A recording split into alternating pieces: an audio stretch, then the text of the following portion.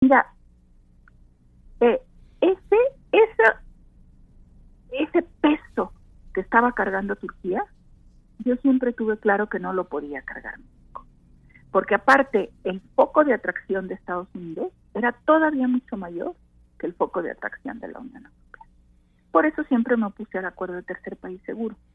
Y claro, la Unión Europea le ofreció a Turquía 6,000 millones, hasta 6,000 millones de dólares, la apertura de nuevos capítulos en la negociación de la adhesión de Turquía a la Unión Europea, las negociaciones en materia para exentar de visas a los turcos para entrar a la Unión Europea. Muchas de estas promesas de la Unión Europea no se cumplieron.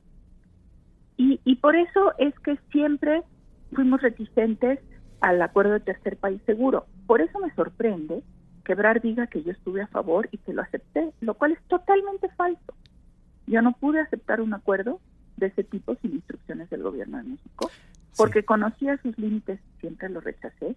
Entonces llegó a la conclusión de que o miente o nunca entendió lo que es un acuerdo de tercer país seguro y lo que yo decía, y no entendió en las negociaciones cómo paré yo la negociación. Las dos opciones son igualmente delicadas. Hay dos momentos, embajadora. El de diciembre del 2018 con este acuerdo que parecía que había sido una imposición, pero que hubo un acuerdo en lo oscurito, por lo que estoy leyendo las memorias de Mike Pompeo y que usted está al margen. Pero también está la de los aranceles en el 2019, ¿no? En junio, si no me equivoco. En junio de 2019, así es.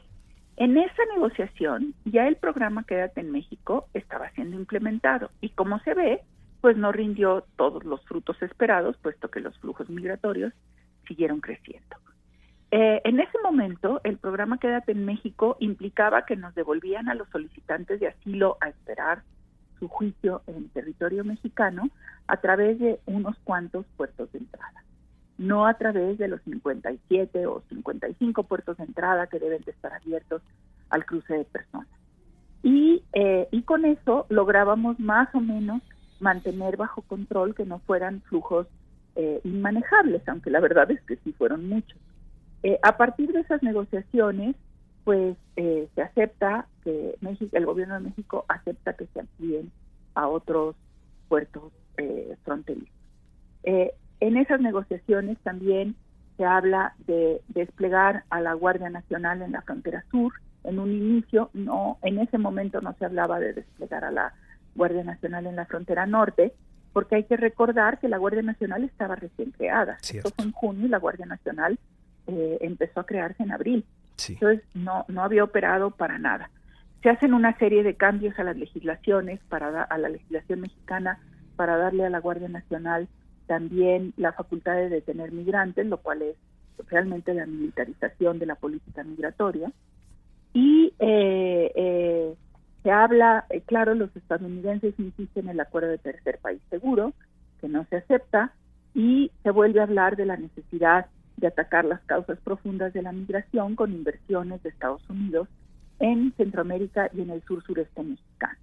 Lo que estamos viendo ahora ya es hasta un cambio en los flujos migratorios, Ramsés. Ya llegan cada vez menos centroamericanos y aumenta el número de cubanos, venezolanos, nicaragüenses y haitianos por la situación interna de sus propios países. Y entonces ahora, al parecer, por lo que publica la prensa estadounidense, pues se están negociando otro tipo de acuerdos en los que México se compromete a seguir recibiendo estos migrantes o solicitantes de asilo. Y la pregunta que hay que hacerse es si México está preparado para atenderlos e incorporarlos, para que se garanticen sus derechos humanos. Por las escenas que hemos visto en las fronteras, en las estaciones migratorias, pues no estamos preparados.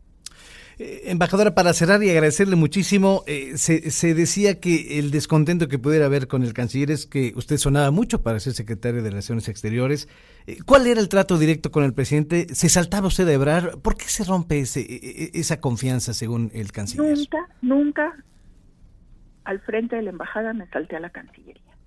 Hay innumerables correos, informes, etcétera, a la Cancillería que se pueden pedir hasta por el acceso a la información para que vean todo lo que informaba la embajada puntualmente.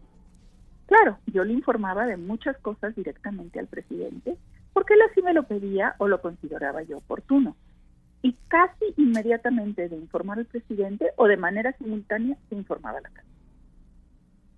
Perfecto. Solamente habrá habido un par de cosas muy confidenciales que deben mantenerse así, en donde ameritó la conversación de la embajadora con el presidente de la República y donde el propio presidente me pidió guardar discreción y discreción que guardaré hasta que me vaya a la tumba.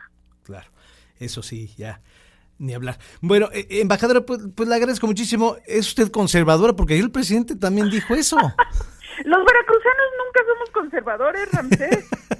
Somos liberales. Exactamente. Y yo me considero en términos económicos, llámale progresista, socialdemócrata, o sea, creo en el sector privado y en un sector privado regulado por el Estado y en un sector privado que contribuya con sus impuestos, no con la caridad, a las finanzas del Estado para que el Estado pueda desplegar sus programas sociales y sus inversiones en infraestructura. Eso, hasta donde yo conozco de ciencia política, no es ser conservador. Y soy profundamente veracruzana, liberal, y somos a veces un poco hasta anarquistas, ¿no? Embajadora, le agradezco mucho su tiempo. Respondones. Embajadora, muchas gracias. Salúdeme a don Agustín con mucho respeto, por favor. ¿Cómo no? Gracias. Con mucho gusto. Y saludos muy, muy cariñosos a todos los veracruzanos. Muchas gracias, embajadora. Que esté usted muy bien. Gracias. Gracias. Gracias. Pues ahí está la embajadora eminente, Marta Bárcena, que pues, dice, nadie conoce Estados Unidos como yo, y pues está su verdad. Ayer decía el canciller que lo calumniaba, y ella aquí le responde en estos micrófonos del 97.7, del 101.1 y del 103.9. Dice Pompeo que la embajadora estaba al margen de las negociaciones del acuerdo migratorio Quédate en México. La escucha usted en exclusiva a la embajadora eminente Marta Bárcena.